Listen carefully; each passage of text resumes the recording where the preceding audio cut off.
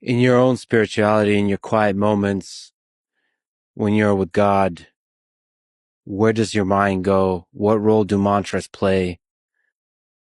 When you're fasting, when you're just alone with yourself? The word meditation has been overused to the point that it feels like a cliche. In Indian languages, we usually refer to it as dhyan. If I associate dhyan to meditation, it might seem burdensome to some. One might think, this is too difficult. I'm not an enlightened being. But it's not rocket science. It just means freeing yourself from distraction. For example, even when you're in class, your mind wanders to recess. All you think about is lunch, not the lesson. Meditation is simply being present in the moment. I recall an incident from my time living in the Himalayas. There I encountered this wise sage. He taught me a simple, practical technique. It was nothing spiritual. There are several little streams in the Himalayas. He positioned a large leaf to catch water from one of those streams and placed an upside down bowl below so water would drip rhythmically from the leaf onto the bowl. He asked me to focus only on the dripping water, ignoring all other sounds. Ignore the chirping birds and the soft rustle of the breeze. He would place the leaf, and I would meditate there for hours. I felt my mind slowly tuning into the rhythmic sounds of the water droplets falling onto the bowl, like a melody guiding me into deep focus. And it's not like I was chanting mantras or reciting God's name. I like to call it the divine resonance.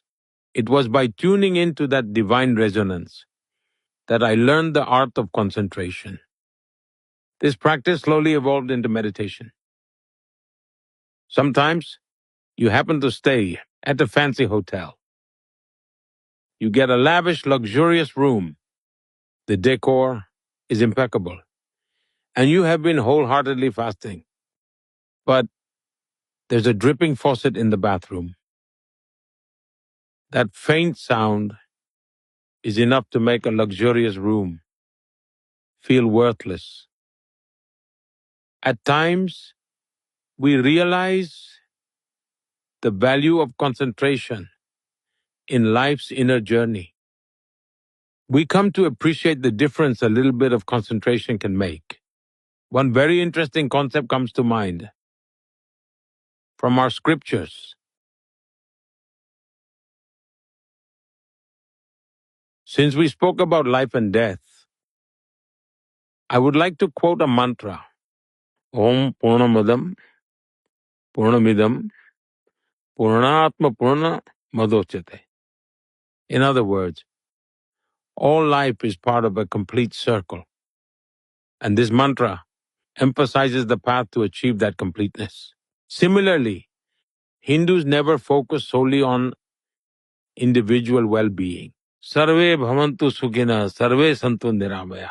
In other words, we wish for the well-being and prosperity of all. Sarve bhadrani paschyantu, ma kaschid dukh bhag bhavet. This mantra encompasses the idea of universal well-being and prosperity. And you know how this mantra ends?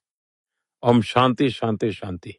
Every Hindu mantra ends on the same note. Peace, peace, peace. These ancient and powerful rituals born in India have emerged from thousands of years of the spiritual practice of sages. They connect us to the essence of life. Shanti, Shanti, Shanti. Thank you for this honor. Thank you for this incredible conversation. Thank you for welcoming me to India.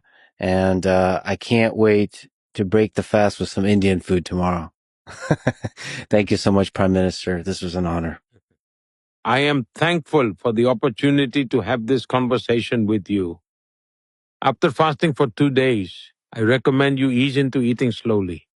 And I hope you reap great benefits from this fasting experience. I've explored several new realms of thought for the first time ever with you today. I had long kept those thoughts tucked away within myself.